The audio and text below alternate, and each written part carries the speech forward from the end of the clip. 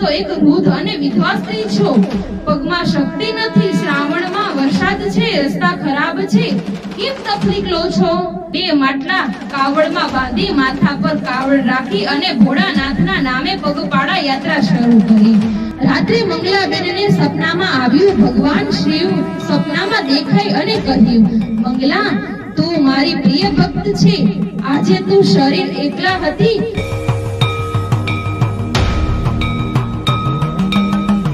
બોલો રામચંદ્ર ભગવાનની જય, કૃષ્ણ કનૈયા લાલ કી જય, હનુમાનજી મહારાજની જય, સત્ય સનાતન ધર્મની જય.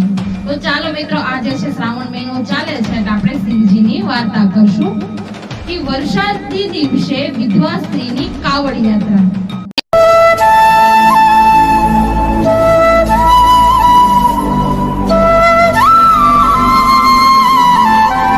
લાંબા સમય પહેલા ઉત્તર ભારતના એક ગામમાં એક વૃદ્ધ વિધવા સ્ત્રી રહેતી હતી.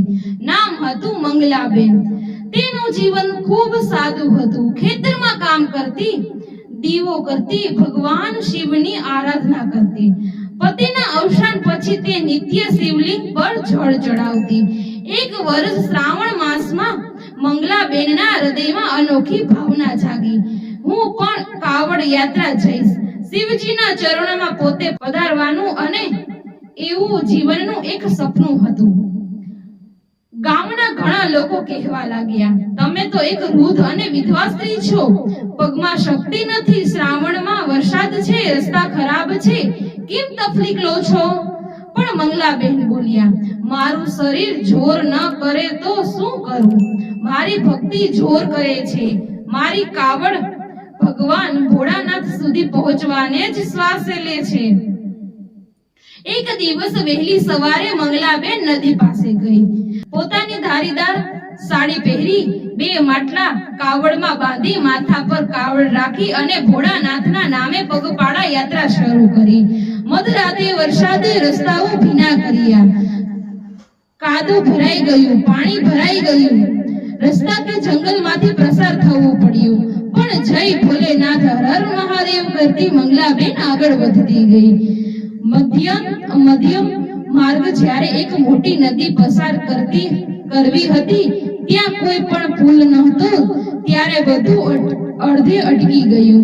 પણ અચાનક ત્યાં એક સાધારણ દેખાતો યાત્રી સફેદ વસ્ત્રમાં આવ્યો અને બોલ્યો, માં, તમારું માટલું હું પકડી શકું છું?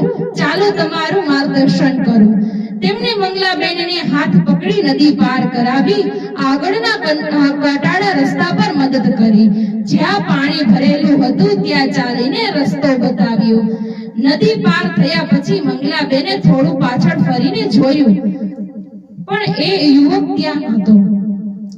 રાત્રે મંગલાબેનને સપનામાં આવ્યું, ભગવાન શિવ સપનામાં દેખાઈ અને કહ્યું, મંગલા, તું મારી પ્રિય ભક્ત છે, આજે તું શરીર એકલા હતી, પણ હું તને સાથ આપી રહ્યો હતો.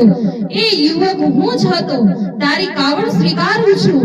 સાંભળતા જ મંગલાબેનના આંખમાંથી આનંદના આંસુ વરસી પડ્યા અને બીજા દિવસે તે કાવડ મંદિર સુધી પહોંચી ગઈ.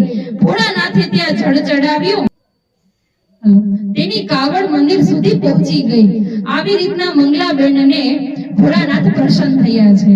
બોલો ભોળાનાથની જય. જો મનથી ભક્તિ હોય તો ભગવાન સ્વયં માર્ગદર્શન કરે છે. જેમ મંગલાબેનને માર્ગદર્શન કર્યું ભોળાનાથે, તેમ બધાયને પણ સહાય આપે.